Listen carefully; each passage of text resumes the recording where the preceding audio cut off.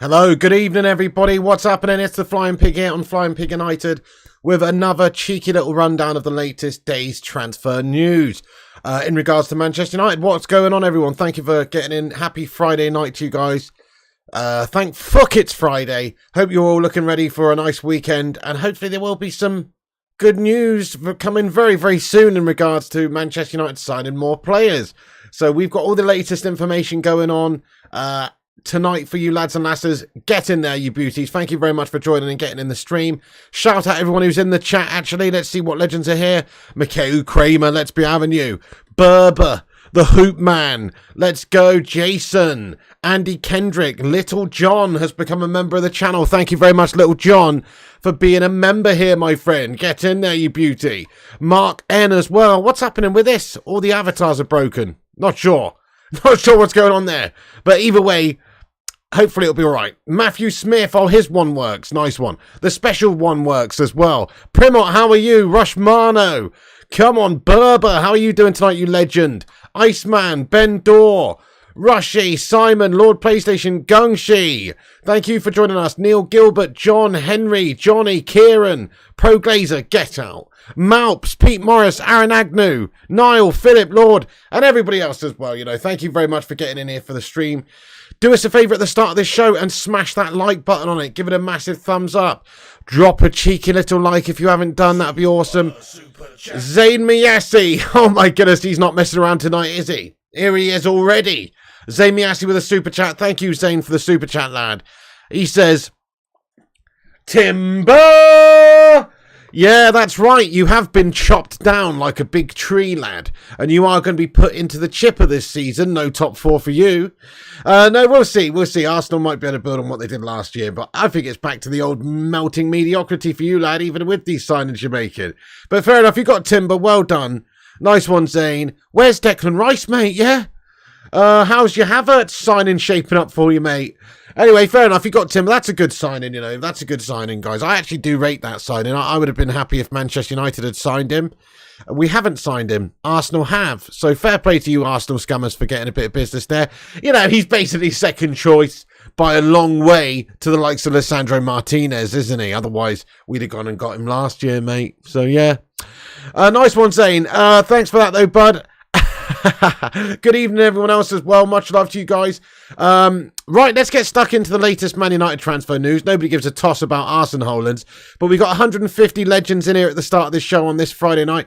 Smash that like button at the start of the show. Let's get 150 likes on the video. It helps boost the channel out and helps give us a boost up the old algorithm there. So give us a twat of the like button, guys. It's free. That's all we ask around here, is you leave a cheeky little like on it. Also, if you are new to this channel, of course, make sure you hit the subscribe button. We're going to be on here daily throughout the transfer window, covering all the latest news and covering the pre-season tour, doing watch-alongs, etc. So make sure you subscribe and click the bell emoji and get your thoughts and opinions in the show throughout as well. We're, of course, going to be dipping in and out of the live chat and seeing what you legends have got to say about all the topics. And if you're on catch up later, get your thoughts in down below in the not live comment section. Let's go. So in regards to the latest news, guys, you all want to know, I guess, the latest goings on with Andre Onana. What's my name? Well, the situation with Andre Onana is that he's one step away from being a Manchester United player. It's imminently going to be done. So in case you were thinking, oh, what about some other team coming in and swooping in and stealing this guy? All we've heard today, obviously, United's so slow, as we always are, about getting these finalizations done and these deals across the line. It's pretty disgusting, really. We are just pathetic. But it's understood there's no concerns in regards to the agreement here between Inter and United. They're just working on a final few things in regards to the bonus structure. But essentially, the overall amount of money has been agreed between the two clubs. It's just the finalizations for the bonus structure. And obviously, they've got to basically sign on the dotted line. But it is one step away. So various different reports coming out in Italy that Andre Onana is one step away from becoming a Manchester United player. In the last few hours, Inter have reached a definitive agreement with Manchester United for Onana. Inter will collect €50 million plus bonuses. The announcement is expected tomorrow. So, yes, a total of around about 55 million euros, as we talked about last night. Lots of reports coming out last night. There was about 47 million pounds altogether, which is around about 55 million euros. So it's really just an imminent signing. It's not been announced yet. We know that there's been a lot of talk about when it will be announced. For instance, last night, just as we got off the stream, actually, Fabrizio commented on his own Insta post there and said, "I see you. But go to bed, Man United fans. The here we go won't be overnight, but expected to be tomorrow." So, and he still hasn't given the here we go as of right now, but it is expected to be imminent any moment as well from Fabrizio. So lots of sources are reporting that this deal is done. But of course, we want to hear it from the main man there to see, just what it will be. But if it's not tonight during this show, then sometime tomorrow. There's no concerns about this deal being done. It's just when the final agreements, etc., will be crossed off and when the final announcement will be made. So it's expected that it will be tomorrow, though. So reports coming out here from Gazzetta in Italy suggest that Inter Milan have found the final agreement with Man United for the sale of Andre Onana. The initial fee is £43 million plus add-ons. The announcement is expected tomorrow. So that's where we're at really with Andre Onana, guys. Get in there, my son. Don't worry about it. It's done. It's just not finalised. There is a big difference. He is imminently expected to join Manchester United. The announcement could be tonight, but probably be tomorrow. And then what does that mean? Well, it's expected that he will be coming in very, very soon to Manchester to complete the move, to conduct a medical, all that sort of stuff. There's final details that are being worked on, of course. The add-on structure for the Andre Onana deal, £47 million package, £43 million plus £4.3 million is in place, and then it will be completed. So just a couple of finalizations to be done, but there are no doubts that he will be coming in and flying in, essentially, to have a medical. So it's thought his medical could be at the start of next week, or maybe even towards the tail end of the weekend, I suppose, if they reach the announcement point tonight. Maybe he will be flying into Manchester United in a couple of days' time to complete his medical, and then he will be a United player, guys. So I don't think there's much concern there that we are not going to get him. Get in there. Andre Onana is a red, essentially, and it has been done. So happy days there, folks. Just got to wait for the formalities to play out and the finalizations to be reached here. And the final absolute, guaranteed agreement to be worked out. And then once it is, it will be a case of flying him in, conducting the medical, signing all the paperwork. Obviously, they're going to take a couple of days to sign up, to draw up all the paperwork and that sort of thing. And then he will be, of course, a United player. So get in there, you beauty. It is obviously a slow process from Man United's point of view for any signings. I don't think any of us are surprised really that this deal is taking a little bit of time, because Man United are just historically terrible at getting these deals over the line very quickly. So we are expecting it to be announced tomorrow, if not tonight, but there is every possibility with Manchester United, where we're concerned, that it could take a little bit of time. But based on the information we've got from various different sources over in Italy and what people are saying, this deal is as good as done, and it is essentially agreed. It's just there's a few finalizations to be completed. So there you go, guys. That's really the Andre Onana situation. There's not much more movement from yesterday in that sense, but it is expected that there's no problems with the deal, guys. So tomorrow, says Malps, absolutely looks like it's the case. I know, Mikhail says, imagine if you stayed up late last night, Big. Well, I was staying on here for a little while, wasn't I, just to see what materialised, and we were waiting for the Here We Go from Fab. The Here We Go is loading. So on his Instagram post yesterday, or last night, he posted a little comment that says, Here we go, loading. So it's imminent, guys. That's the word we'd use. It basically means that it is going to happen. It's 99.9% done. There's always that 0.01 chance that something can happen, though, So never, we try not to say done deal until it's absolutely done and the players in Manchester alongside the manager holding the shirt. But this looks pretty good. I mean, unless he's going to have a medical conducted over the weekend or in a few days' time, and it turns out that he's got, some sort of disease and we decide not to take him on, or he stubs his toe and breaks his foot or something over the weekend, I don't think there's any issues for us actually signing him. Reports were that he was at his favourite restaurant last night, saying goodbyes to people and all this sort of guff. So, I don't think it's a concern.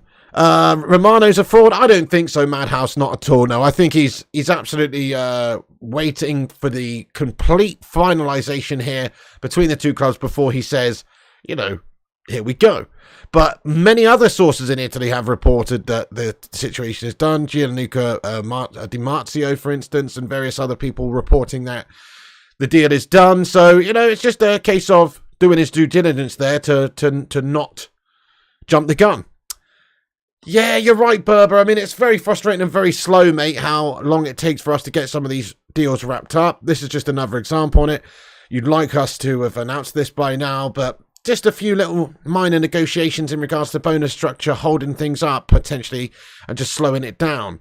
Does imminent mean last day of the window? I mean, who knows? Who knows how long it would take United to do it? My thoughts are that it will be agreed and announced tomorrow. It's already, just to be clear, the overall fee is reported to have already been agreed. So 43 plus 4.3 million pounds, or essentially 50 million euros plus 5 million euros is essentially what's understood to be agreed. There just may be some finalisations for the structure of the bonuses, which has slowed it down a little bit. But it's essentially supposed to be agreed, and they're just awaiting an announcement. So we're expecting that it would be any moment. Could be tonight, could be tomorrow. But you know what United are like with managing to get these deals done. There was a bit of a discrepancy between the two sides at one point, but it seems like they were able to get the final details sorted out. So, yeah, I mean, look, it's one of those. Let's hope that it's a done deal and that we don't have to worry about anything. The Vutinator says we got 100 likes. Thank you very much for hitting that like button, everybody. Keep smashing the thumbs up. That's awesome. Drop a little like on it if you're just joining us and getting in here. Ronnie says, what's your thoughts on Mason being harassed by autographs? I haven't actually seen the video. I know there was a video going around of him being harassed for autographs. Haven't seen it. But from what I've heard, it sounds like maybe there's some like autograph hunter type people who are just trying to generate cash by getting him to sign a bunch of stuff.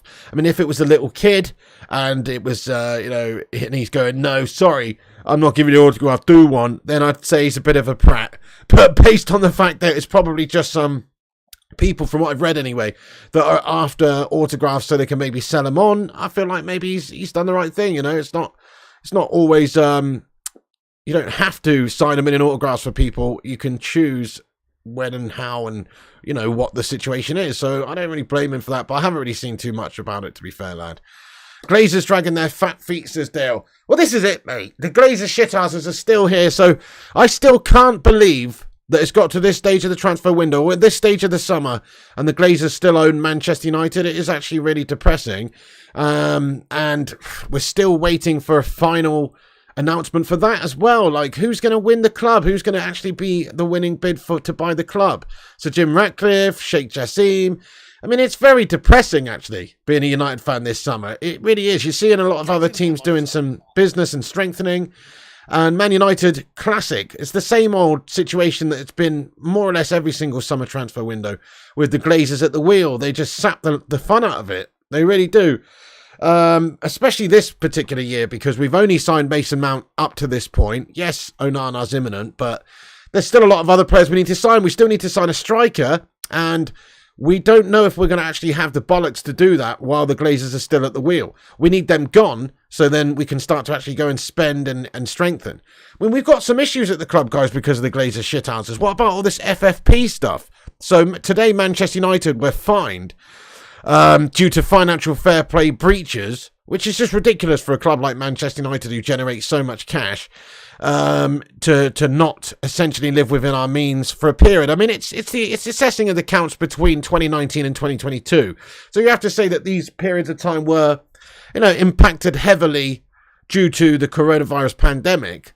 But even so, it's not a good. It doesn't bode well. It does not a good look for Manchester United. Let's get a hashtag Glazers out in the live chat. This is what these tosspots have done. United have received a fine of £257,000 due to breaches of financial fair play, have not been able to balance the books. To reiterate, it is a small breach. It's not a large breach, i.e. Manchester City, etc. I mean, they've got 115 counts pending against them for dodgy dealings and financial fair play breaches and all these sorts of things. So I'm just waiting for the hammer to be brought down on those tosspots, to be perfectly honest. Also, Barcelona have had some issues, but UEFA acknowledged each infringement and said to be a minor technical breach of its previous financial fair play rules. United have stated that they've been left disappointed by the decision and have explained that the breach reflected a change in the way that UEFA adjusted for the COVID-19 losses during the 2022 reporting period, which allowed us to recognise only 15 million euros of the 281 million euros of revenues lost due to the pandemic within the FFP calculation. So it does sound like, it's on a sort of technicality here. But even so, Man United is a huge club who generates a heck of a lot of cash. And I personally think if the Glazers were not here, this wouldn't even be a thing. How does it impact Manchester United's transfer window, by the way? We'll get into that in a moment. Before I do, let me just read this out because we have got a highlighted member comment from none other than Malps. Malps, what's going on, mate? Thank you for getting in tonight, bud, and thanks for being a member for 7 months. Come on, let's get #7 in the live chat there for Malps. Thank you very much, bud. Appreciate you, my friend. Let's just move that up a little bit so we can see what you're saying properly. Thank you very much there, Malps, lad. He says, where's the striker pig? We can't go on tour to the US without a striker. That's just embarrassing and not fair on the fans over there. Yeah, great comment, Malps. Guess what? We will be, though. We kind of will be, mate. I don't see us signing a striker before we go away on the US tour. No chance. No. Look how long it's taken us to get this Onana deal done, even though we don't have a goalkeeper at the moment. De Gea's gone. And, just look at how slow we are in regards to any transfers. I very much doubt we'll have a striker by the time we've flown off to the US. I mean, that's in less than a week's time. Not going to happen, is it? But you're right. We should have somebody up there to be working with Man United squad and working with a new manager and finding his feet in pre-season, rather than having to do it in the start of the Premier League campaign, which is seemingly what always happens.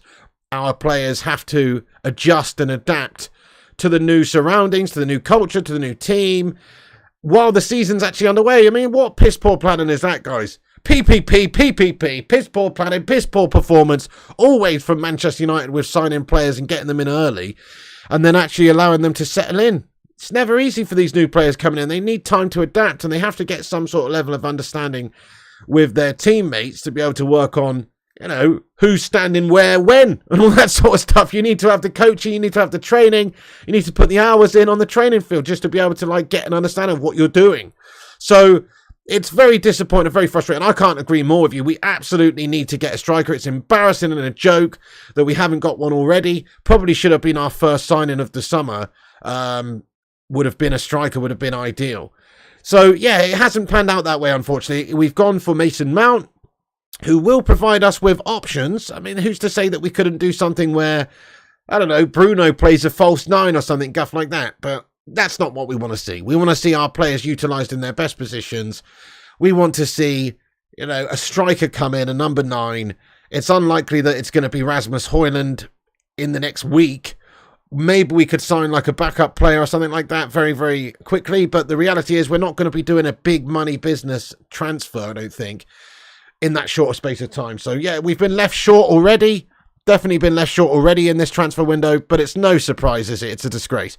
But how does the financial fair play situation impact Manchester United for this summer transfer window? Does that mean if we've been found to have breached financial fair play, does it mean that the budget is going to be less than what it should be? Well, let's have a little think about it. So it's been kind of documented that United are intent with staying within financial fair play regulations during this summer transfer window, but we do need to obviously invest heavily in the squad and sign a heck of a lot of players. There's been lots of reports out there throughout the summer that the overall budget for Manchester United this summer, without selling players, would be £120 million, which is, a heck of a lot less than what a lot of other teams are going to spend in this summer transfer window.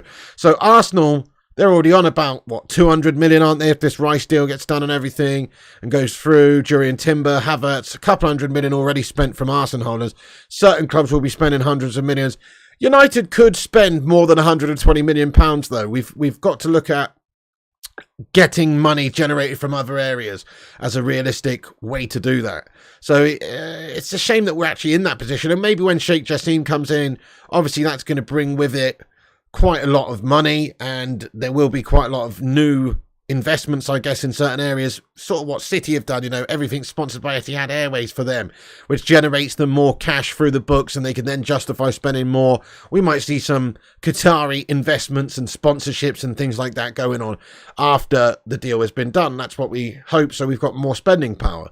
But 120 million isn't very much money, guys. That is Onana and Mason Mount, basically, with a little bit extra left over. I mean, that is not very much money to go at. So United are basically left in the position, it seems, where we're going to have to sell players to generate cash. It's very frustrating, but we sort of knew that anyway. We have got a lot of players here at United on big money. Too many players to justify really keeping. There's lots of players that we could get rid of to generate a bit of cash and try and, give us more of a transfer kitty this summer. I mean, we've talked about this quite a few times, but for anyone who's just in here for the first time, there's about 5 to 7, 8, 9 players that Man United could sell on and generate cash from and then get them off our books. And that alleviates some of the financial fair play restrictions we might be facing in this summer transfer window. We could certainly go and sign a bunch more players if we get rid of the majority of the players that we should get rid of, i.e., Henderson can go. We could see players like Fred sold, McTominay sold. And of course, there's lots of big money players like Martial, Maguire, who are melters. Alex Telles, reportedly there's interest from Al Nassr for Alex Telles. There's lots of players at United that we could absolutely sell on and get rid of. So that's what we got to hope for, guys. Let's ask the chat, though. You've seen Manchester United so far this summer transfer window. I think we've only sold one player. How many United players do you think we sell this summer? So that's an interesting talking point. How many do you think we actually sell and part ways with this summer? Let us know in the live chat. I think we could sell 4 players. I doubt we'll sell more than that because United are bottle merchants. We should be selling 8 to get rid of all the guff. But I think we've just got too many sort of hangers on. Harry Maguire is basically a hemorrhoid on the arse of Manchester United right now. He is a dingleberry of a man. Difficult to get off. You know what I mean? And, until he's gone, it's a big drain on our resources. We could generate a bit of cash there. He's on big money. He's just going to be a backup. It's just a shit situation. 3, says Tafiso. 2 or 3, says Dean. Matthew Smith feeling positive that we can maybe get rid of 8 players. 5 players by the end of the window, says Red Devils Gaming. Pete Morris says 4. Stefan Harringtonio's going for a cheeky 5 or 6. I hope you're right. I really hope we can get rid of that many players. It would be nice. Duncan, probably more realistic though, mate, to be fair. We're not very good at getting rid of players. We are very poor at selling players on. We need to sell at least 5. Completely agree with you, Simon.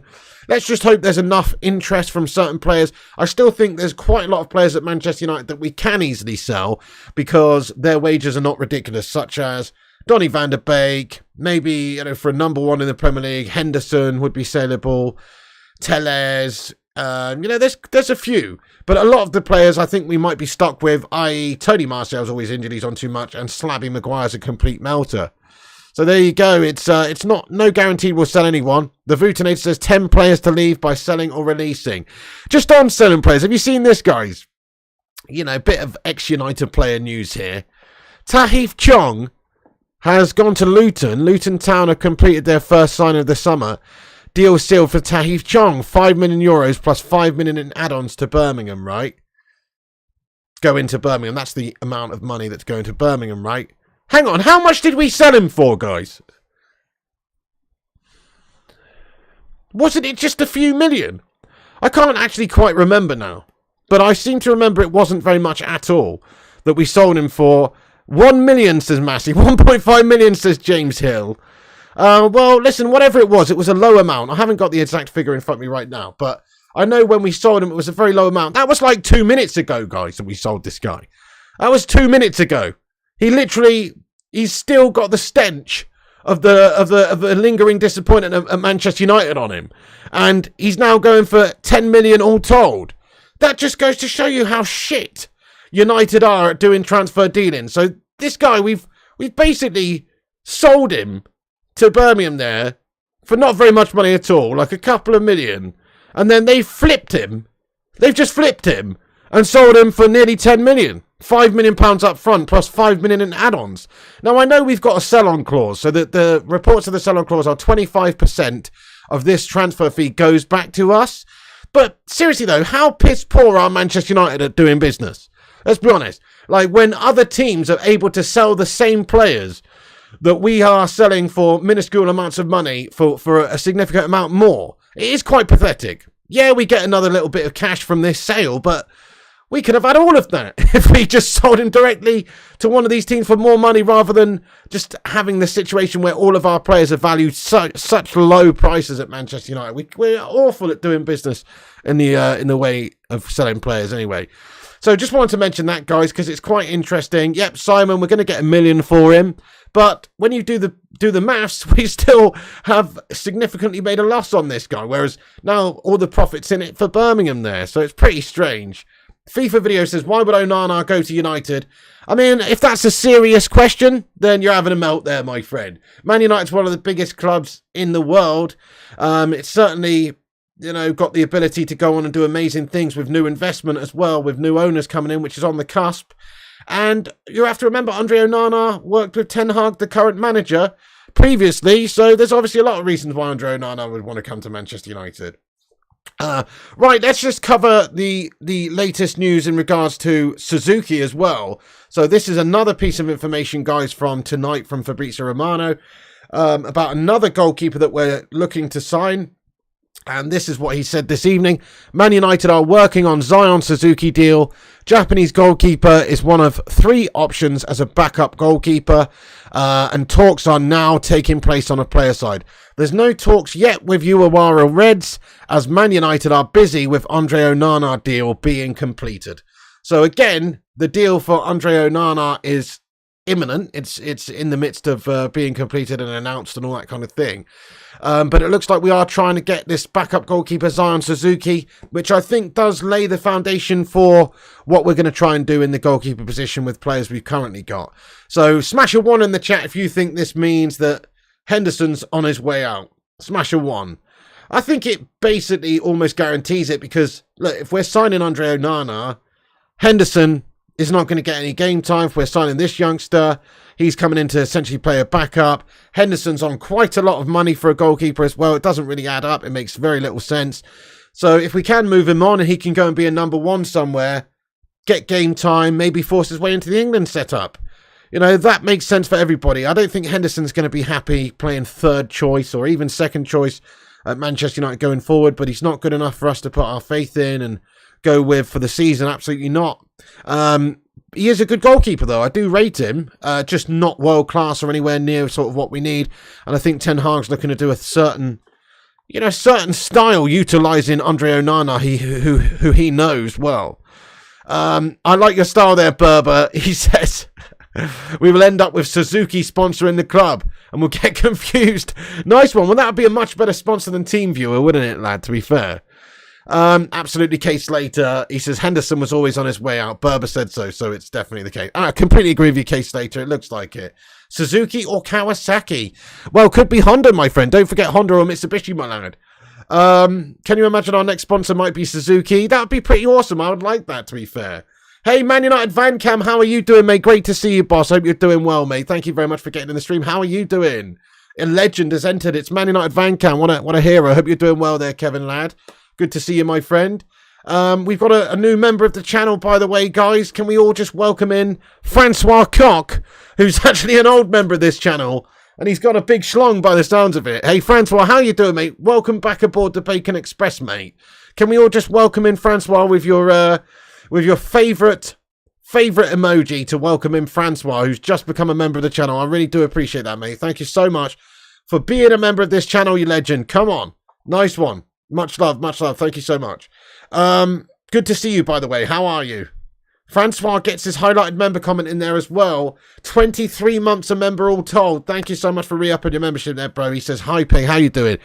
Yeah, not too shabby, mate. I've had a bit of a gash day and just not feeling great today, mate. I've had a monster headache all day. Just having a bit of a gash day, mate. But other than that, I'm not too shabby, but I am melting a little bit today. But thanks for asking. How are you doing, Francois? Thanks so much for that, bud. Okay, we're going to cover a couple of little tidbits we've got of other United news. Just a couple of little things, i.e., we are working on Suzuki. Says Fab. Hopefully we can get a decent backup goalie in, which means that Henderson's going. There are some talks, reports and stuff coming out that a couple of clubs are interested in Noam Emiran for a loan move this summer. What do you think, guys, in regards to Emiran? Loan, move on as in sell, or keep? Would you keep him around the squad? I mean, look, he had a great game the other day, but is he really going to get that much game time again? I think he's got to be loaned out, doesn't he, old Emiran? Makes a lot of sense. He does seem to have quite a bit of ability, and hopefully he can go on and do some good stuff, but it probably does make sense to loan him out. It's not like he's realistically expected to break into United's first team this season, but he may well continue to get chances in the pre-season, and this is what it's for, is to not only work out how you're going to play and bed in the new big transfer signings, that sort of thing, but it's also to try and maybe discover a talent or two, a hidden gem maybe in the youngster department who can come in and impress. And I think he did do that the other day, but it's still a long way to go before he would be considered as part of the squad or anything, the first team squad. So there you go. I think he'll be loaned out. A lot of people in the live chat saying loan him as well. Yep, respect. So he's a possibility of going out on loan. Also, it's still being reported, it's understood that Anthony Elanga is a big target for Everton at this moment in time. So you could well see Anthony Elanga moving out. Keep, loan, or sell Anthony Elanga, guys.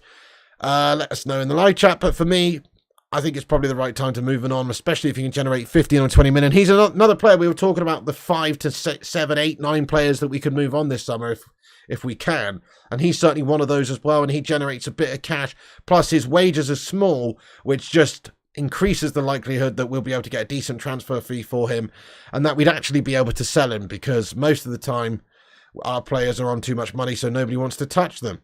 But he could well be sold on. A lot of people saying sell Elanga in the live chat. Thank you, guys. Yep, sell Duncan. A lot of people saying sell. I think it's probably about the right time. We might sell him to Headless Chicken FC. United, thank you very much for becoming a member of the Bacon Brigade. Dudes, let's welcome aboard United. Thank you, United, for becoming a member there, dudes. Get your favourite emoji in to welcome United to the channel membership as well. Much appreciated. Come on. Thank you very much, lad. And also, we're nearly at 150 likes. So I'm just going to give you a cheeky reminder to smash that like button at this stage of the show, guys. Twat the thumbs up. That would help this channel out and help boost us up there and compete with clickbaiters and corporation mugs. So make sure you hit the thumbs up if you haven't done so. Share it around on social media. I forgot to say that at the start of the show, didn't I? The tweet is actually pinned to the top of the live chat. If you want to do us a big favour and retweet the show, that'd be epic. You guys can go and follow us on Twitter at Flying Pig United and give us a retweet, and we'll shout you all out, everyone who does that, towards the end of the show. Nice one.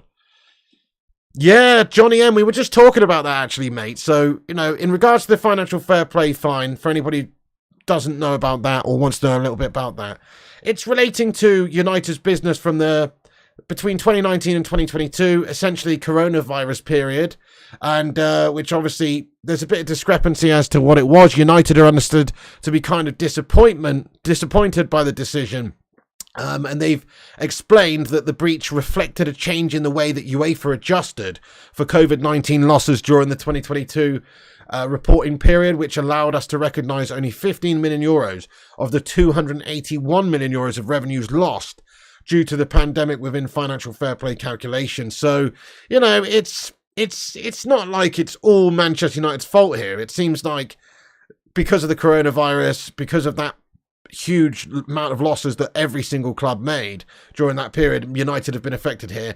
And we've had a small breach of financial fair play, which what that is basically we haven't balanced our books for that period. We've spent more than we've had coming into the football club. And obviously that is what financial fair play is there to do, is to safeguard against clubs overspending. So when you do overspend, you get a fine. And Man United have been fined £257,000. It's not a big breach. It's a small breach. Obviously, there's a little bit of discrepancy between the amount we brought in and the amount that we spent or that went out of the football club. But Does it impact us right now? I think it does impact us for this summer transfer window because of the fact that, we are going to have to sort of try and now not cause this situation again. And we have to adhere to all the financial fair play regulations. And so that's why the budget is expected to be 120 million euros this summer. And if we can sell players, then the budget will increase.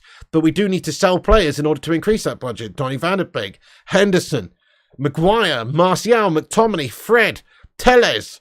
Lots and lots of players we can move on. Hopefully we do see United being able to do some business.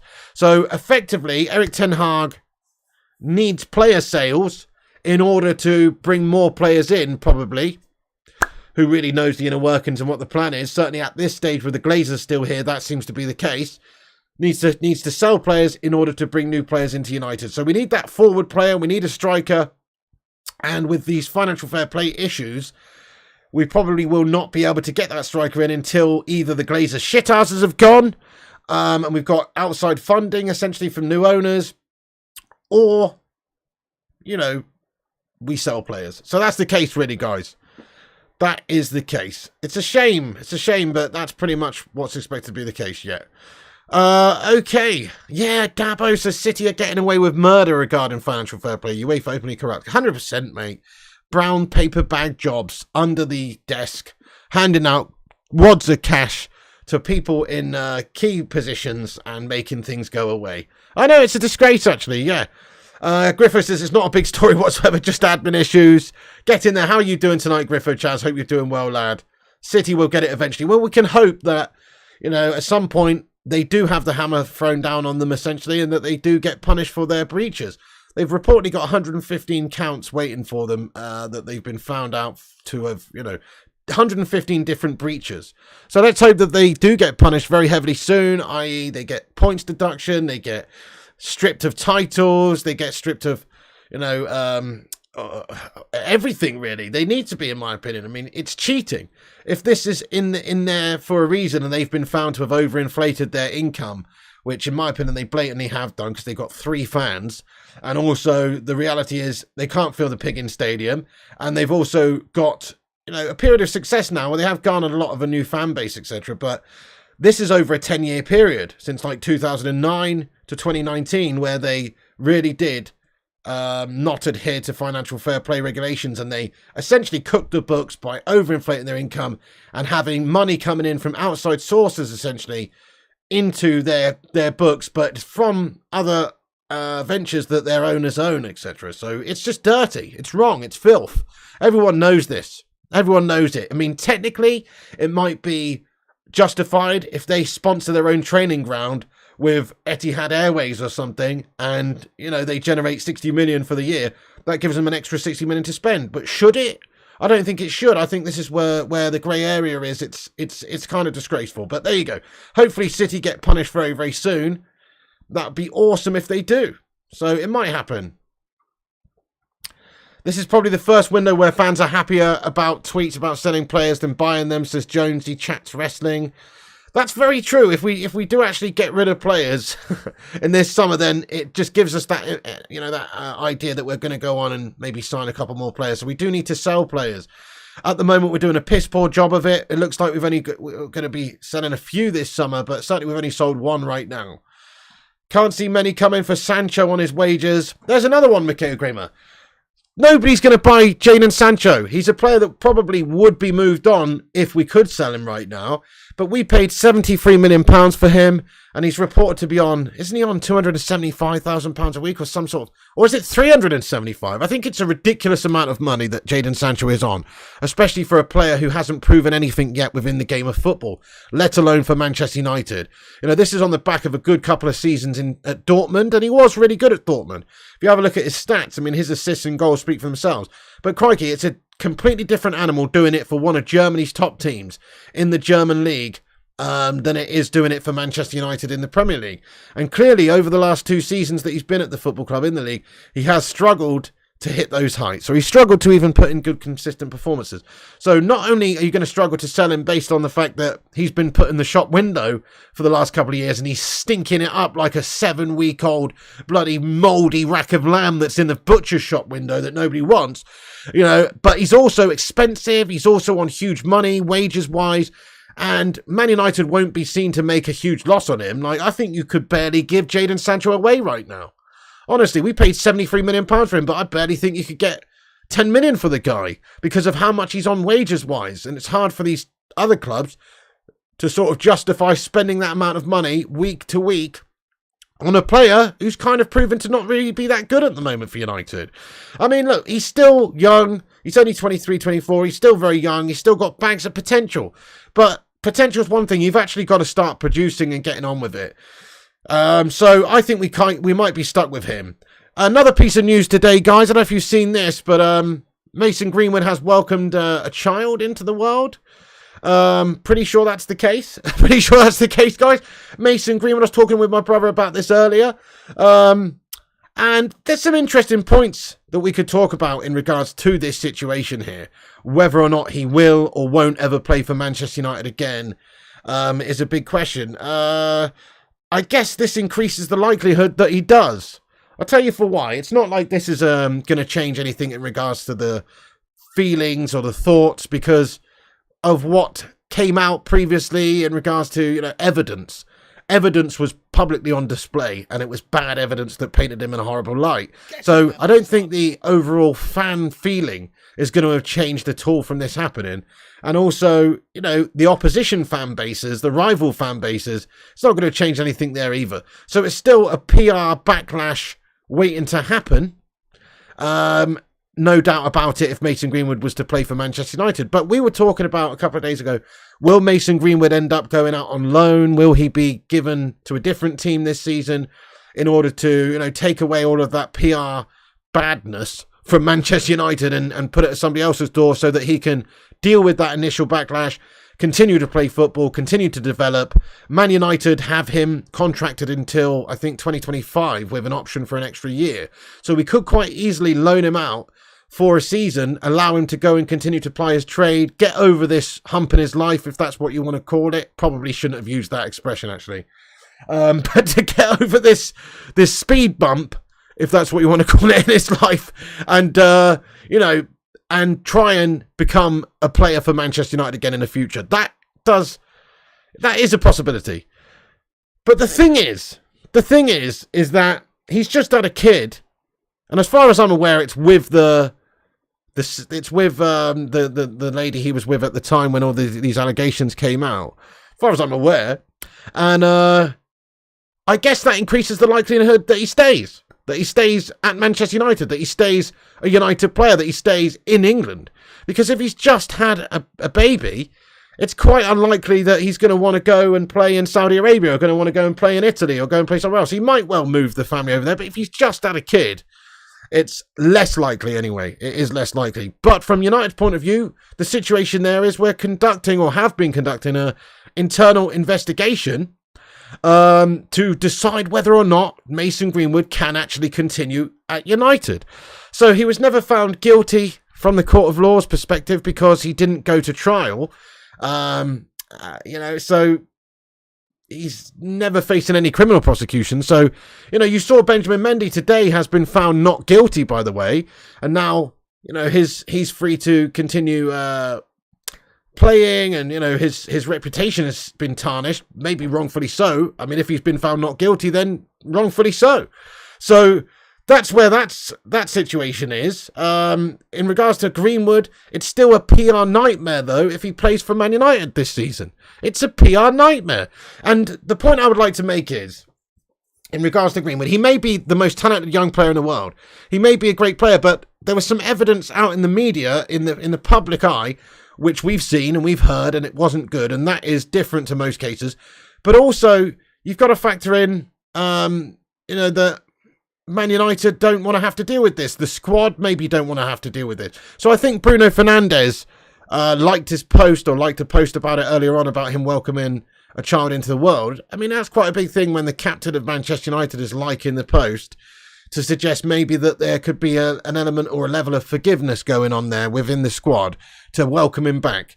But the fact is, I can't imagine every single person in United's squad would want to play alongside Mason Greenwood. That's just the reality. Maybe he does deserve another chance, but I can't imagine that everyone will be cool with it. I kind of think there'll be some people within United's team alone that will be a little bit disgusted by what they saw or heard. You know, I think that's the reality. You're talking about a family club with players who have families and all that sort of stuff.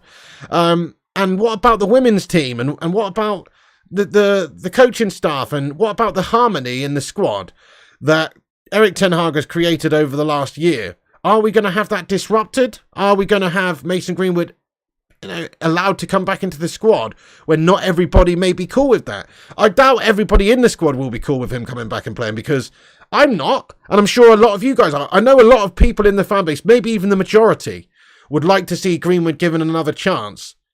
But not everybody will, and that's going to be the sense of the feeling that people at Manchester United as well. I mean, let's ask the live chat, guys. Would you keep or get rid of Mason Greenwood? Simple as that. I'm not even talking about loaning at the moment. Would you keep or get rid of Mason Greenwood?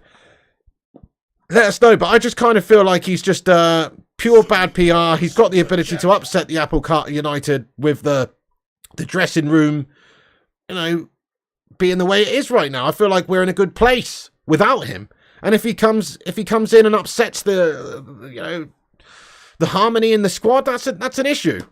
Ruddy Can't Game, thank you very much indeed here for the highlighted member comment. Get in there, Ruddy. I hope you're doing well. Thank you for being a member of this channel for 42 months. One of the longest serving bacon brigadiers out there. Guys, get some mad love in the live chat there for Ruddy Can't Game. Really appreciate you, my friend. Get in there, you handsome bastard. Thank you, Ruddy. Get a hashtag 42 in the chat. Thank you so much. Hope you're doing well, bud. Really do. And he's got a super sticker in here as well, mate. Thank you so much. Super sticker. Super Ruddy Can't Game, lad. Thank you, Ruddy Can't Game, for the hype there, my friend. Hype. Thank you for the hype there of the hippopotamus. Thank you so much, guys. Can we get some love in there for Ruddy? He's a great streamer himself, by the way. Does lots of gaming streams. Check him out. Thank you, Ruddy Can't Game. Really appreciate you, man. Long-time legend of this channel. Thank you so much for your love and support there, mate. We're just going to get into the live chat and see what you guys are saying about the Greenwood situation here. But for me, I would actually get rid of the guy. Nick Stevenson says keep. JK says Greenwood is not guilty. Social media is so toxic and twists everything. Yeah, he's not guilty because it didn't go to trial because he stayed with the woman. I mean, if she's forgiven him, maybe everybody else should. But does that mean that there was not a crime committed? It actually doesn't mean that there wasn't. I always say this to people when they say something like that. Greenwood was not found guilty, but he was also not found innocent. That's the difference here. So Benjamin Mendy earlier on today was found not guilty. Greenwood wasn't found not guilty. Greenwood just wasn't sent to trial. There's actually a big difference. There is a big difference. Neil Walker says rid of. Sell says Simon. Keep says TC Boy. Get rid says Leon Reeson. Keep says Caleb. Sell says Orlando. Keep says Pro Glazer. Keep because we have no one else says Jonesy. I mean, he would be a great player for us to have. You know, if you're just looking at it from a footballing point of view, he's one of the best young players in the world, even now with a year stagnating on the sidelines or so. Get in there, Rullington. Right now, keep, says T-Mill. Terminate his contract, says Berber. Keep, says Pity. Sell, says Stefan. Don't give a toss, says Ben. Get rid, says Rewind. Get rid, says Mitesh. Keep, says Robin and Sylvester. Get rid, says Pete. I mean, the reality here is, guys, look at this. He's a polarizing figure within our fan base. There's many people within this fan base who think that Mason Greenwood should be given another chance, that he's such a great talent. Let's utilize that talent. And then there's 50% or even more of people that think, no, we can't have somebody like that representing us. See you later on. So that's the problem I'm saying may present itself at United within the squad. And if you've got problems with squad harmony, that can translate out onto the pitch. And I just think we've got a certain squad feeling and vibe at the moment that is positive. And if you introduced or reintroduce Mason Greenwood into that squad, it's got the ability to upset things. So I don't really like the idea of us playing with him. Perhaps I think the only way that I could see Mason Greenwood playing for Manchester United ever again in the future would be if he went out on loan for a season and dealt with the issue somewhere else, got over this initial backlash from the media and the fan bases, and then we could have him in a year's time. Maybe that could happen, but I don't see us reintroducing him right now. It's just too much of a PR shitstorm. So there you go. That's the latest on Mason, though. He's apparently had a kid, and, congratulations and all that, but he still seems, obviously there was obviously issues that came out in the media suggesting that he's a dirtbag. So I don't know how I feel about that one, guys. And he could be loaned out, I guess, maybe to a Premier League side, but it's unlikely. I would have thought going abroad makes the most sense to avoid the British media. But if he's just had a child, the reason I'm bringing this up is because it impacts United in a football sense. If he's just had a child, the likeliness of him going away on abroad to Italy or wherever is lessened by the fact that he's just welcomed a kid into the world. So it's an interesting one, that, isn't it? Hey, thank you there, Solomon Estefanos, for subscribing to the channel. Nice one, mate. You know it makes sense. If you guys are new to the channel, by the way, guys, make sure you hit that subscribe button. We're on here daily, giving you the latest United updates in a no bullshit way. So come and join us, guys. Hit that thumbs up as well if you haven't. Let's get this sucker to 200 likes. How many are we away from the next milestone? Guys, we're only 8 subscribers. Just 8 subscribers away from 72,000.1k subscribers. So we need 8 more of you legends out there watching this right now to hit that subscribe button and get yourself involved for the daily streams. Bubbles, thanks for your highlighted comment. Been a member 9 months, you legend. He says third and a trophy without a striker is underrated. Big time. Eric Ten Hag did amazing things last season, didn't he, Bubbles? Absolutely, mate. Can't agree more with you, really. He exceeded expectations there. I thought we'd struggle to get into top 4. And we only had Wout Weghorst coming in January, who basically scored 2 goals or something and wasn't really a massive help. So you're right, we didn't have a striker. Essentially, if we actually had goal scorer in the team, we could have maybe even gone on and challenged. At one point, we were talking about maybe going on to challenge for the league. I know it's a bit crazy and still unrealistic, but at one point, we could have done that. If we'd have invested and got the right players in January, I guess that could have been the case. Yeah, JK, it is a massive shame in regards to Greenwood, because Greenwood's an amazing player and we do miss him. Everyone has opinions on it. I understand the latter. It's just a shame. Listen, if it wasn't about this issue off the pitch, if it was just about from a footballing point of view, he's one of our best players. You know, even as a young kid, he's one of our best players. He's versatile. He can play anywhere across the front three. And we all know about his finishing prowess. We know that he's got that great left foot, great right foot. Very versatile, overall, very well-skilled player. Can beat a player, can slot the ball away from distance, up close. You know, he's got that natural ability to put the ball in the back of the net. And you can't really teach that. You can get better at finishing, but he just seems to have that natural ability to put the ball in the back of the net. So, yeah, definitely, that guy would have absolutely been an asset for Manchester United squad if that had never happened. Think what Ten Hag could have done with Greenwood in the side last year. We would have been in a better position, absolutely, with Greenwood, because he could have been our deputy striker. He could have been the guy to play at number 9 a lot of the time and score a lot of goals. Jonathan says Mason's blew it. Stefan says it's a shame because the kid's got talent. Certainly he does. I mean, there's no doubting he's a brilliant player. Having a kid with the same person who blamed him, though, yeah, Bubbles, that's it, yeah, as far as I'm aware. So if that's the case, then if they've patched things up and if she's forgiven him and they've moved on, shouldn't we? I guess that is a you know, I do think that is a fair assessment, but, you know, the damage has already been done there, I'm afraid. Berber says, take football away. What if it was a teacher and not a footballer? Would you want your kids near them? So why should they watch and celebrate them? Very good point there, Berber. I completely agree with you, lad. I'm with you. I don't think it fits this club just to have a player who's behaved like that in the past. And people can say he's innocent and he wasn't found guilty, but, you know, what about that audio clip, guys? It doesn't look good. It doesn't look good for him. Well, there you go, Darren Maguire. Fair play to you. Harry's brother in the live chat here. Fair play to him. He says, I don't want him anywhere near United. I respect it. Thank you very much for having your say. Anyway, it's a tough subject, guys. I know it's going to polarise the fan base in a lot of ways, but I wanted to talk about it because he has just welcomed a kid into the world. It should be a moment for celebration. But for United fans, it's just further confusion, I guess. It adds further confusion to the situation. Right, let's just cover the latest stuff. So PSG reportedly interested in rivaling United for the Højlund deal. We'll have to wait and see there. They reportedly want £85 million for the guy, which is insane. Obviously, United aren't going to go that high. Maybe we could get the guy for 50 million. That would be nice. So Højlund's still a transfer target for Manchester United at striker, and we need to address the striker position right now. Harry Kane's also reportedly still on the agenda for United, but we haven't done anything even in regards to having any talks with Tottenham or anything. But Kane reportedly will not push for a move away from Tottenham Hotspur during this summer transfer window, with him determined to leave the club on a positive note. So he's not reportedly not going to go out there in the media and do what, you know, Robert Lewandowski did when he was at Bayern and say that he's not coming back and he wants to go, which is what he needs to do, really, if he's going to push a move away to, say, Manchester United. We've allegedly identified the 25-year-old as a really great centre-forward target for us, and so we should, but it does depend on a lot of things. Man United would have to reach an agreement with Spurs, who are tricky to deal with. Could be in excess of 100 million it takes to prize him away from Tottenham. And I don't see us spending that money right now when we've just been fined for financial fair play breaches and that kind of thing. So we'll see.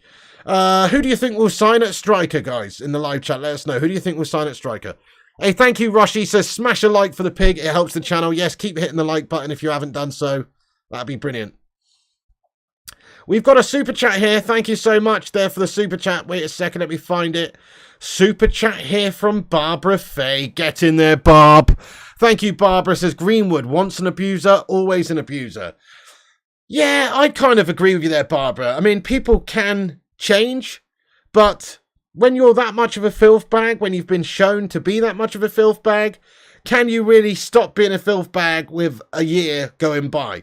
I think a lot of these players, a lot of these people, a lot of the time, only stop being a filth bag because they get found out in the first place.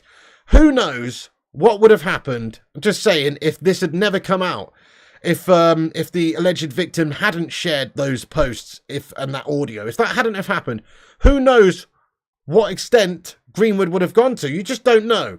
He's been found out, and so therefore he's realised that he's not some invincible tosser who can just do whatever he wants regardless of how it affects other people and, you know, that kind of thing. So you're absolutely right. I mean, I kind of agree with you. I think if you're that type of person, you can't just flick a switch and not be that type of person. So I do agree with you, to be fair. Thank you, Barbara, for getting in with a super chat. Let's get a Suey in there for Barbs.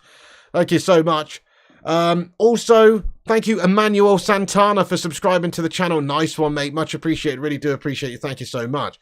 And yeah, Barbara, Giggs is another scumbag. Yeah, I mean, look, Giggs is an absolute legend of Manchester United Football Club from a footballer point of view. But he's somebody that, you know, was found guilty for woman beating.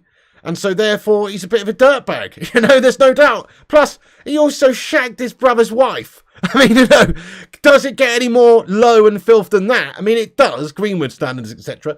But Giggsy's obviously got his issues. Giggsy's has serious issues.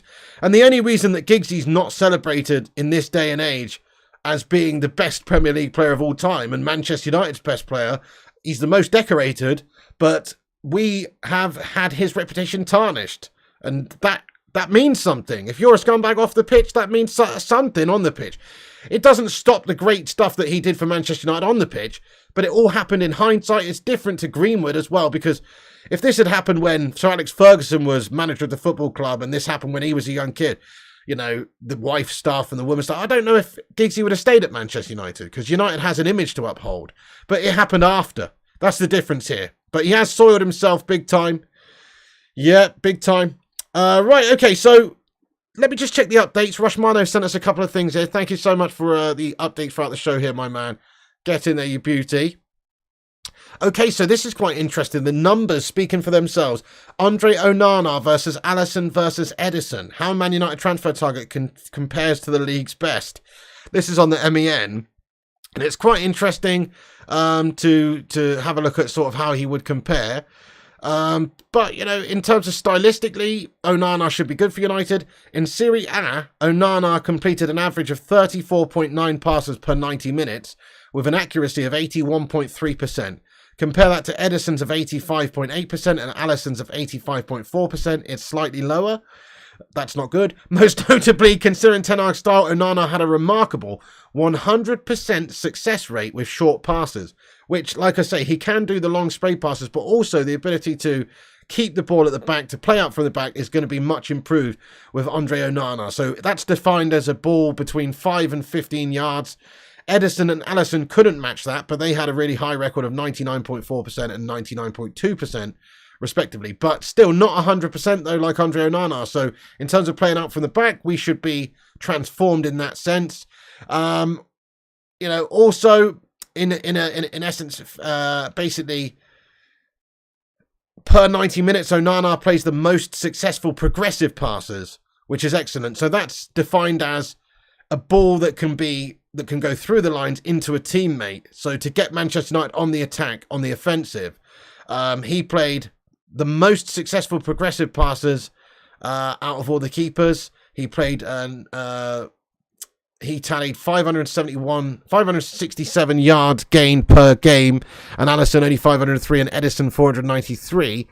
You know, there's just some interesting stats coming out there, guys, that suggest that Andre Onana is exactly what we need to transform the style of play, and that's why Ten Hag's going to get him. So that's good. Let me just give a quick rundown of the latest, what we've got on Andre Onana. Then we'll get into the live chat for a Q&A. The Vootinator, thanks for the likes tally there, mate. He says we've got 191 likes.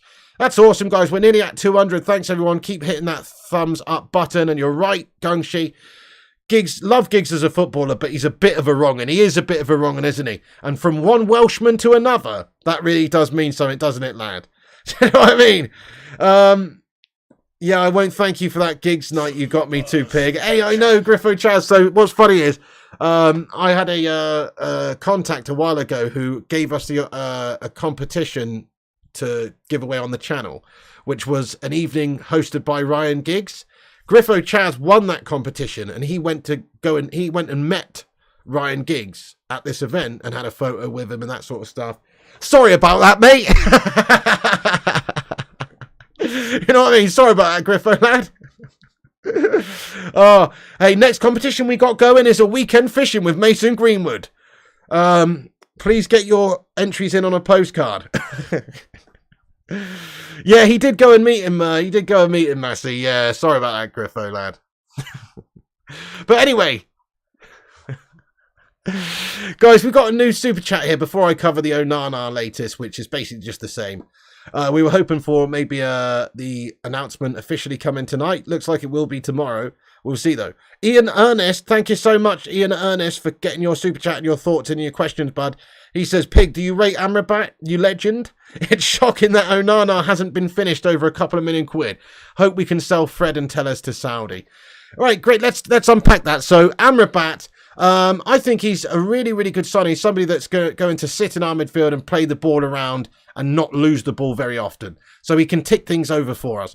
I think he would be coming in to play a secondary role at Manchester United and probably would give us a different sort of player to play alongside Casemiro if, say, Bruno or Mount are not fit to play or not in the team. But also he could even play instead of... he could even play instead of Casemiro if there's an issue with Casemiro, and he's going to basically spread that play around. So I think he's a technically gifted passer of the ball. Having not watched him that many times, to be perfectly honest with you, but I think from what I've seen from him, he looks like he would be a comfortable player to come in there and just tick things over for us. He's just a good central midfielder that can do a bit of everything. So I rate him in that sense. I think he'll be a good player for, the right price, 25, 30 million, somewhere in that region. And he will come in and he will play a secondary role for us. So more or less, most of the time, you'll see the midfield consisting of probably a trio or a trident of penetration of Bruno Fernandes, Mason Mount, and Casemiro. But whenever we need to rotate or whenever somebody's not quite fit or bring in players on towards the end of games, you will see Eriksen introduced, you will see Amrabat introduced. So I think he'll be a good player. I do rate him. Do I rate him as one of the best players in the world? Absolutely not. But what is he, 26? I think we get him at a good time. And he's not a lot of money, so he ticks a lot of the boxes. I think he's a big step up from players like Adrian Rabiot, for instance, who we were talking about, looking at a little while ago. And I think he represents good value. So from a signing point of view, I think he'd be a good signing. And he gives the squad extra. And do I rate him higher than Fred and McTominay? I do.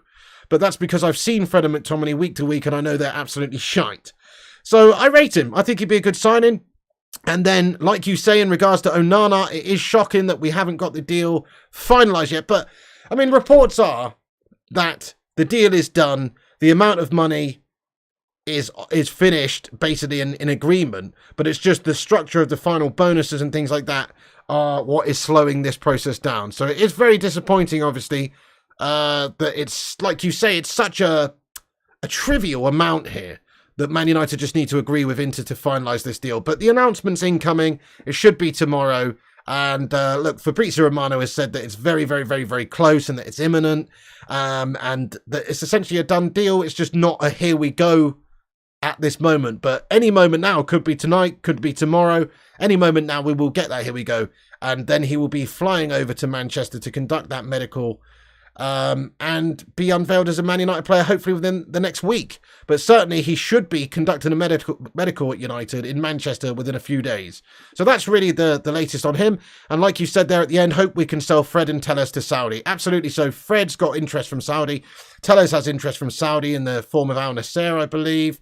And then other teams as well, reportedly in England, interested in these players. Fulham are interested in Fred. So hopefully we can get them gone as well. Henderson will be sold, I think, if we're signing this Zion Suzuki guy, which we are having talks about at this moment in time. So Fab reporting this evening that we're working on Zion Suzuki deal. So he's going to be our backup goalkeeper. Then we still got youngsters like Kovar. We'll still have Heaton as a backup. And that leaves no place or space in the team there at all for Henderson. So Henderson's going to be going. He'll be sold. So we should sell a few players at the very least. Just to give you the latest sort of journalist and stories coming out in regards to Onana quickly before we move on. So reports here that Andre Onana's one step away from becoming a Manchester United player. In the last few hours, Inter have reached a definitive agreement with Manchester United for Onana. Inter will collect 50 million euros plus bonuses, and the announcement is expected tomorrow. And the final agreement should be, tomorrow. There's another report here. Inter Milan have found the final agreement with Man United for the sale of Andre Onana. The fee is £43 million plus add-ons. The announcement's expected tomorrow. So I think what we were reporting yesterday is accurate, that United and Inter have reached an agreement for £47 million, which was this yesterday. And that's 55 million euros, £47 million. They're just working on the final structure of the deal. And Fab last night said this: I see you, but go to bed, Man United fans. The here we go won't be overnight, but expected to be tomorrow. And that was from last night. So it's literally imminent. Anytime soon, you will see the announcement that there is an agreement in place between Inter and Man United. Thank you, Ian Ernest, for your great comment there, mate. Appreciate you, bud. Thanks for getting in there raw. Another super chat here from United. Thank you very much. He says, if we get our targets, where do we finish next year? God, that's a big if, isn't it? I think second place if we get our target. So if we get the players that we're looking at right now, I think there's only really 4 realistic players that we're looking at. But if we were to get a couple more than that, then we could challenge. But I think we just got to try and improve from last season, really. So if we get Amrabat, we've got Mason Mount, if we get Onana, if we could get a really good striker like Harry Kane or Højlund, certainly if we get Harry Kane, I could see us finishing second. I could see his extra added goals firing us to a really good finish in the Premier League. But it depends. If we get Højlund, he only scored 9 goals last season in Serie A. He's obviously a really good young talent and has bags of potential, and I'd expect him to get more than that. But can you expect him to get a lot more than that coming into the Premier League, which is a tougher league, having to adapt? He's young. He'll obviously do really good things in a few years. But don't know if he's ready to do what Harry Kane can do right now. So there's big ifs, ands or buts here as to who we get. But if we were to get Kane, I could see us challenging. I really could. If not, then, probably a third place finish again. But I still think Ten Hag, with the transformation that would take place with Onana coming in and some of the players he's signing, even if we just get Højlund, Amrabat, Onana and Mount, I think third place again is probably on the cards. But I would like to think second place or an improvement if we could get Kane. Now, that doesn't sound very good, does it? If we're spending all that money and getting all those players. But you have to remember, City are cheating bastards. City have an incredible squad. They've got 2 great players in each position, and they've just done the treble. To suggest that City won't be up there again next year or up there or thereabouts, it's kind of foolish. They will be up there doing what they do. They've still got Pep. They've still got those great players. Players in their squad are only getting better, really. I mean, I know Jack Grealish has been on a summer bender, but he's getting better. Foden's getting better. A lot of their players are just getting better. Yeah, they've missed 1 or 2. Gundogan's gone, obviously. A couple of their players are getting older, like De Bruyne and that kind of thing. I don't see them slowing down anytime soon. We just have to be realistic. They'll probably challenge and win the title next year. Yeah, Simon says City will probably still win it next year. Sadly, that's the case. Third, says the big guy. Third place is Alex Core for United. Yeah, fair play. Aaron, how are you tonight, mate? Get in there, you handsome bastard. Hope you and Mary are doing well, lad. He says 200 likes. Yes, lads and lasses, keep hitting that thumbs up if you haven't done. Drop the thumbs up. That's awesome, though. Hashtag 200 in the live chat. Thank you, guys. Really appreciate that. So, unfortunately, I think City still win the league next year. Wrongly. because they are scum and they need to be punished. I know, Mickey Lund, because of money, I guess. But hopefully they get punished at some point. Even a 15 points deduction or something would stop them from winning the league again, and they need to be punished. There is going to be no FIFA tonight. Sorry, Jordan Lewis. I'm actually feeling rough tonight. Just coming down with something, I think. I don't know, I've had a monster headache all day, and this video is a big challenge for me right now with these lights in my face and shit like that. But I would usually be well up for doing a Friday night FIFA stream, but I just feel super gashed this evening, guys, so I'm absolutely not doing one. Sorry about that. But hopefully tomorrow night we'll be back with FIFA. So sorry to disappoint anyone who's looking forward to that, but I absolutely am not doing one this evening, guys. Aaron, thank you for getting in here with your highlighted member comment. It's been a 38-month member. Come on. Big legend of the channel. Thank you for being a member all this time. He says, me and Mary are both well. Hope you are also. Thank you very much, Aaron. It's great to have you back in here. What a legend. Thank you for being a member all that time. That's a significant amount of time. And thanks for being a moderating hero, lad. And shout out to you and Mary. I hope things are getting a bit better with you health-wise as well. And that sort of stuff. Yes, 38 months for Aaron there. Kind of need FIFA, but never mind. I know what you're saying, Rajat. It's going to be back, mate. It's going to be back. I will be getting into it. Listen, soon enough, I'll be feeling up to it. I mean, I honestly, just to be perfectly honest with you guys, you know, it might sound a little bit poor to say this, but in regards to FIFA, with what's been going on in my life the last 6 weeks or so, I couldn't give a fucking toss bag about playing FIFA at the moment and pretending to care about it. Do you know what I mean? Like, I love FIFA and I love playing FIFA, but I need to be in the right frame of mind for it. Do you know what I mean? And right now, it's like right towards the end of the cycle with FIFA anyway, and it's just bleeding boring. But aside from that, I would usually be playing FIFA, but I just can't pretend to care, mate. I can't pretend to care, lad. You know what I'm saying? But I will try and get back into it, mate.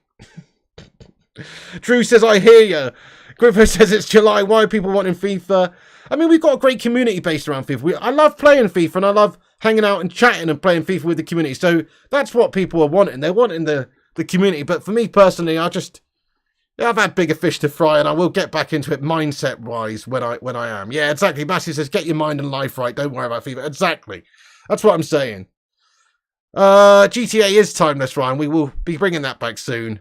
I have seen the EAFC trailer already. It was shite, Sylvester and Yanga. What the hell? They showed like 2 seconds of actual gameplay, mate. Take your time. Thank you, Stefan. JK says, FIFA is boring now. We need EA Sports 24. Definitely, I know. It's going to be interesting. New games come out. The one thing I don't like about this, right, you can call me sexist if you want, but it's not, is that it looks like you can play men and women in the same Ultimate Team and stuff like that. I think that's what's happening, right? And yet the women have the same ratings as the men. So, like, you know, Haaland's a 91 or whatever, Sam Kerr's a 91. It's like, hang on a sec. What? They should be bronze. You know what I mean? They should create a new category, which is like copper. You know what I mean? No disrespect. I'm just saying. You can't have gold female players being able to push, you know, looking, you know, Erling Haaland off the ball. How does that work? How the fuck does that work, guys? So that mixed gender FUT sounds rubbish, if that's the case. I don't understand that, you know. I'm all one for inclusion. Why can't I have a separate women's Ultimate Team and a men's Ultimate Team? I don't understand why you would have... Yes, Kerr's got the same rating as Mbappe, for fuck's sake, says Bubbles. How's that going to work, guys? What's that all about? You know what I mean? Come on. That's you know... Oh, Codex says no disrespect, but massive disrespect. But it's not disrespectful, it's just true. Now, okay, so if you got, you know, Kettering Town, the men's team, to go and play against the USA female national team, who's going to win that game? I mean, it might be a toss-up, but it's going to be a close affair, and the reality is the blokes will probably come out on top. So how could you have the female gold Ultimate Team players being just as effective as the male gold Ultimate Team players? Doesn't quite add up to me. But there you go.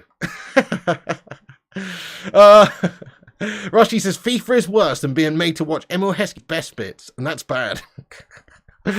Oh... Anyway, okay. There you go. It's ridiculous, says Leanne Reeson. Barbara says it's about skill, not having a dick. I hear you. You know, it's about skill, but you know what it is also about is physicality. Football is a physical game.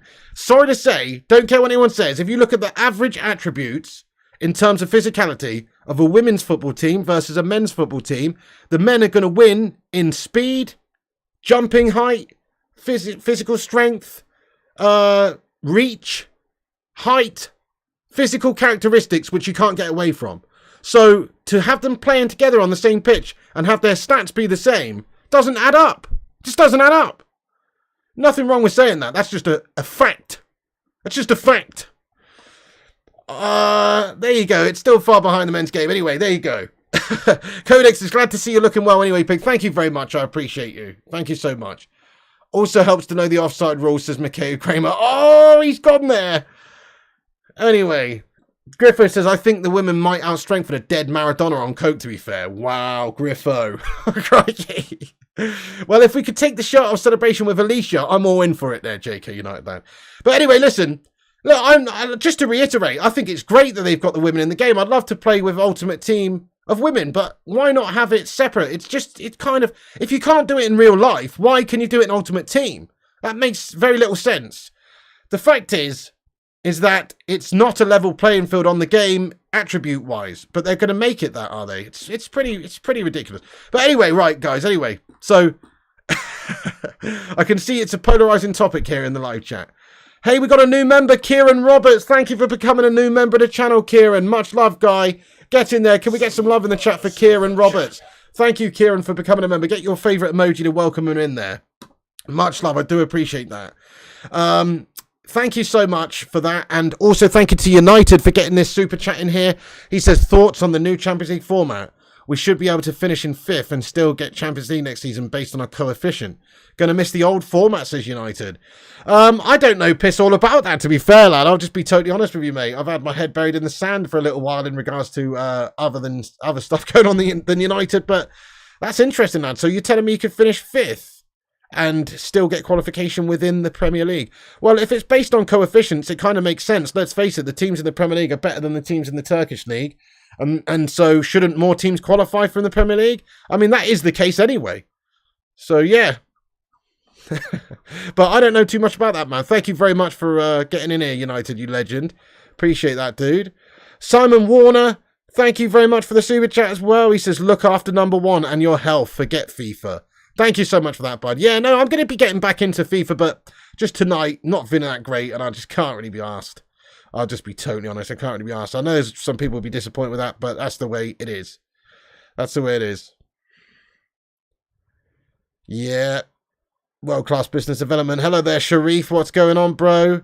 Carl Walker walking to Bayern, says her Rajat. Well, let's get into the live chat, guys. So we're awaiting confirmation that there is a deal reached between United and Inter.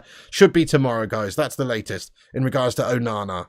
There you go. Final details incoming. Add-ons and structure report to be around a £47 million package, but they are just finalising a few things. So should be an announcement very soon. Thank you, Bell6091 says, have an early one, Pig. Thank you, Bell, you legend. FIFA died 3 months ago, you nerd, says Bubbles. Okay. Yeah, I wish they'd stop pissing around with the Champions League as well, Stefan. Listen, if it was down to me, and this might sound super extreme, and they don't want this from a financial money point of view, but there should actually be less teams in it. You look at some of the teams that get into the Champions League some of the most years, and a lot of them are not quite up to standard. It used to be, like back in the day, it was like the winner and then the runner-up, but certainly the winner of the league domestically, they all faced each other. So it was the cream of the crop, the creme de la creme.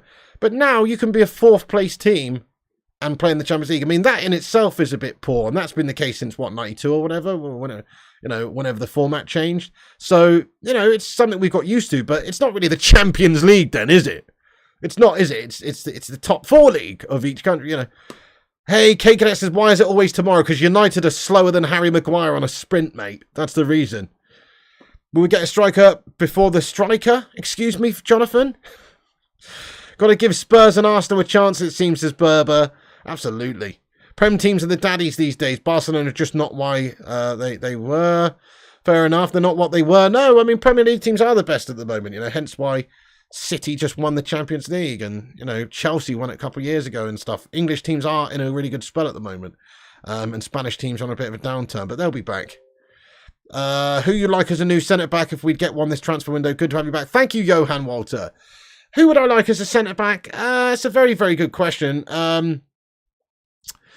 Crikey. Goodness. So, I don't know. To be honest, I haven't really given it any thought. I really don't know, mate. It's a very good question. I mean, because it has to be a young player. There's no point us going to sign like a big name player who's going to come in, because we've got this partnership of Varane and Martinez. And so I'm happy with that, to be fair. I'm happy with that. But what I want to do is to sign like a young player. So somebody like Kim Min-jae would have been nice. Someone like Jurrien Timber would have been nice. You know, somebody who's sort of an up-and-comer. More so of an up-and-comer. Certainly Jurrien Timber at his age would have been excellent. But he's gone to Arsenal Holdings, obviously. So it's just not the case. Wait a second. Tweet swinging on the vine. Oh yes, Alfredo Padilla reporting that just in, Inter Milan have now given the green light for Andre Onana's transfer to United. The delays on commission, incentives, and bonuses to be fixed. Onana will empty his lockers at Inter soon and prepare to join United. Get in there, my son! So there's another piece of big news coming out this evening, guys, from Alfredo Padilla over in Italia.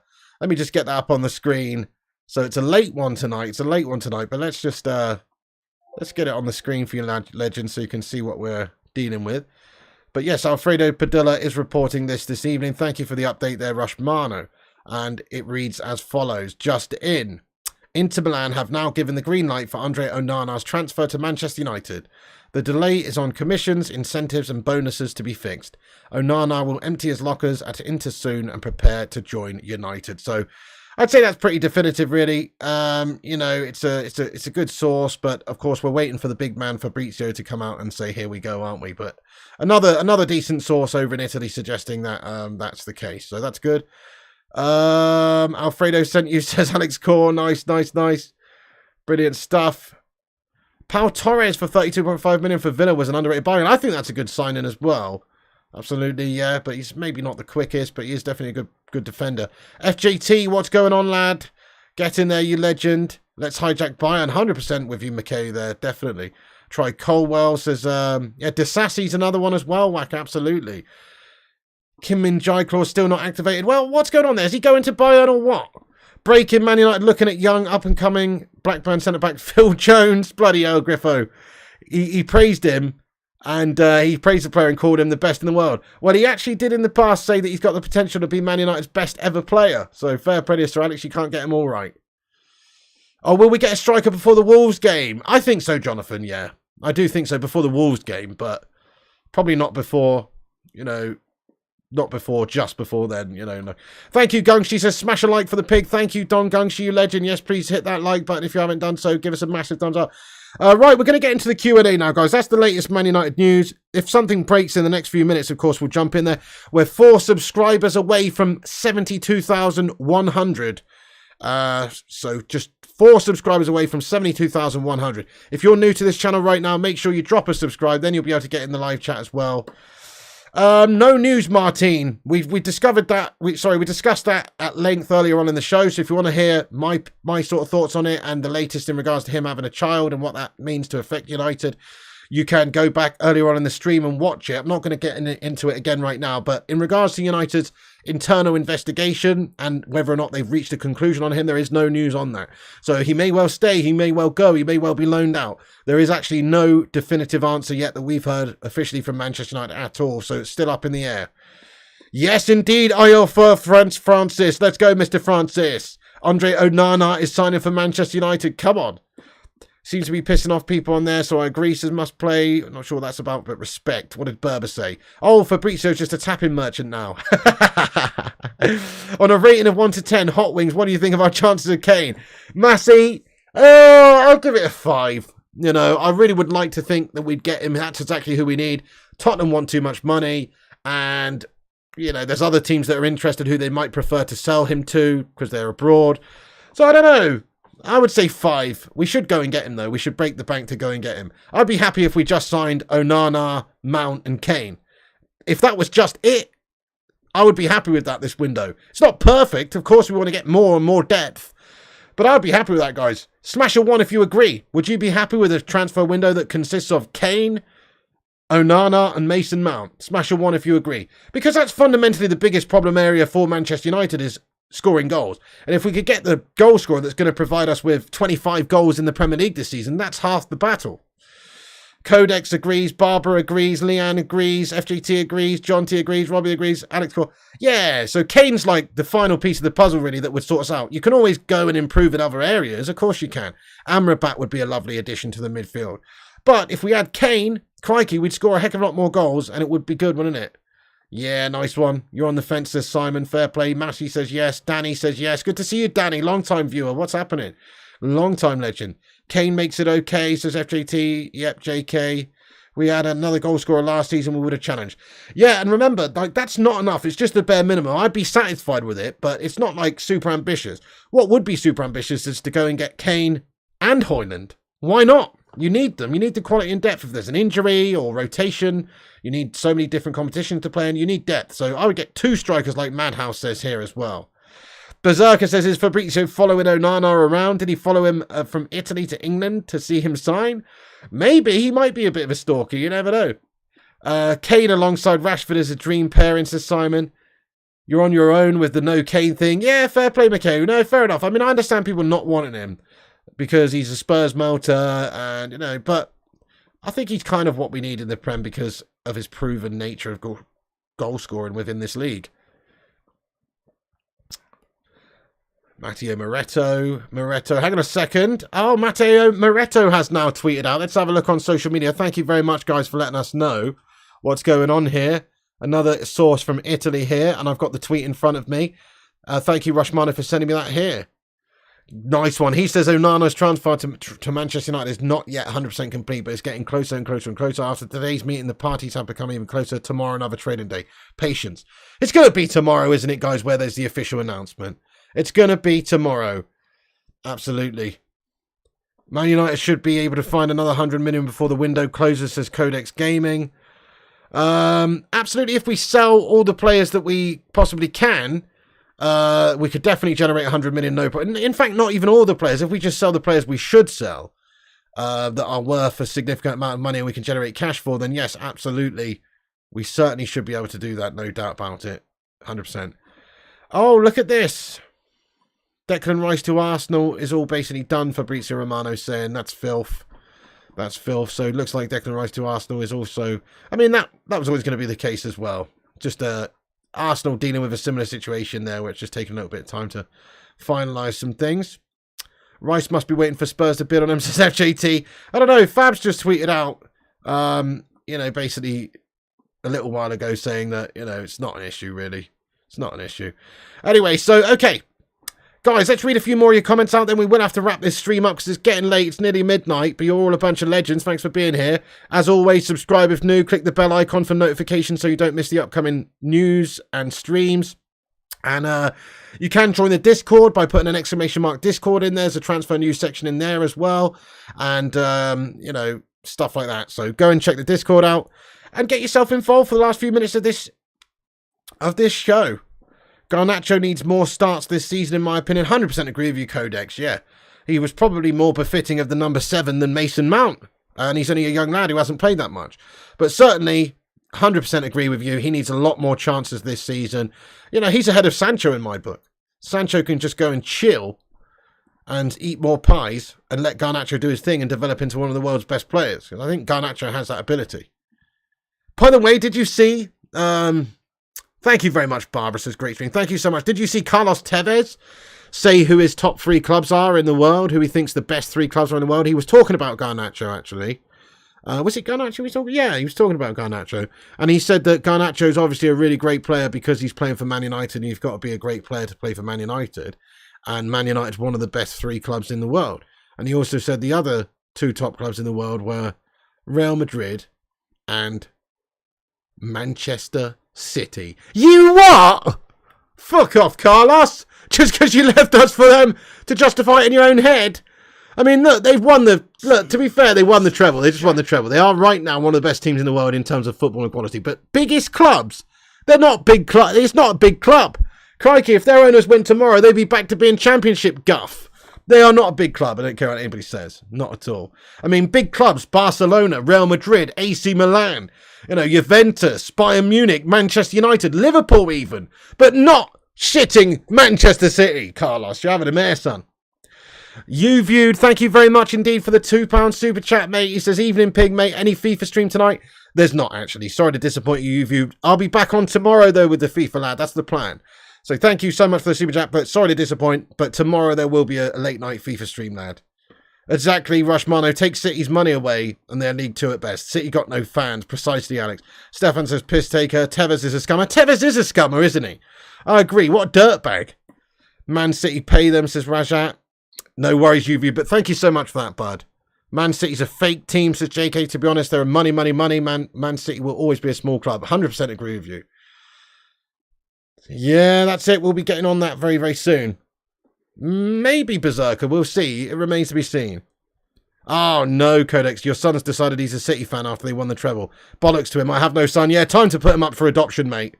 Time to put him up for adoption, lad. Anyway, guys, right.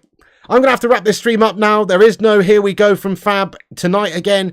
It probably will be announced tomorrow, though, guys. Look, don't worry about Onana. It's a done deal, essentially. It's 99.9% done. Of course, there are ways that these deals can fall down, but it's essentially done, and there's just final agreements that need to be made, and that's it. He's going to be a United player. So Onana should be a red, and then it's on to the next signing, which should hopefully be a striker to bring in and score us some goals. Thank you, United Devil. Thank you, Rushmano. Thank you so much, Nick Stevenson, Codex Gaming, all the legends in the chat. Shout out to the legends in green who are members of this channel and support the channel. People like Berserker, FJT, Rushmano, Codex, Nick Stevenson, Rajat. All the members, thank you for being members. And everybody else as well who chats and gets their thoughts in here. Simon, Must Play, Sylvester, Drew, United Tactical Talk, Alex Core. Shout out to the moderators, people like Gungshi. Thank you, you legend. I appreciate you, Don Gungshi. Thank you, Mikhail Kramer, you legend. Seriously, shout out to all the moderators in blue here. Rushy, Johnny, the Hoop Man. Big legends like Don Gungshi, what a hero. Mikhail, the Cake Cadet. And thanks everyone for supporting the channel for years now, all you moderating legends, and helping the streams with moderation duties, etc. for free. You're a bunch of legends. Massey, the special one, Sylvester, JK, Jonty, Simon, You Viewed, Hoodstar, Duncan, Madhouse, T-Mill, Sharik, FGT, Sharik, everyone, thank you so much. That's it from me. And much love to you too, Mikhail. Have a great night, guys. You can come back after this stream is finished and get your thoughts and opinions in the not live comment section. Let us know what you think about Andre Onana and when it will be done. Who should we get next in terms of a striker? Have your say in the not live comment section once this stream's ended. Also, you can follow us on social media. Links are in the description at Flying Pig United on Instagram, Facebook, Twitter, TikTok, Twitch, Kick, and Threads. And also check out the website, flyingpigunited.com, to read your latest United news. But as always, thanks for watching, guys. God bless you all. Onana is a red. Loading. It's loading. See you very soon for the update tomorrow, hopefully, when we talk about the official announcement. See you then, guys. Good night. God bless. Piggy loves you. And remember, when the seagulls follow the troll, as this is because they think sardines will be thrown into the sea. Thank you very much.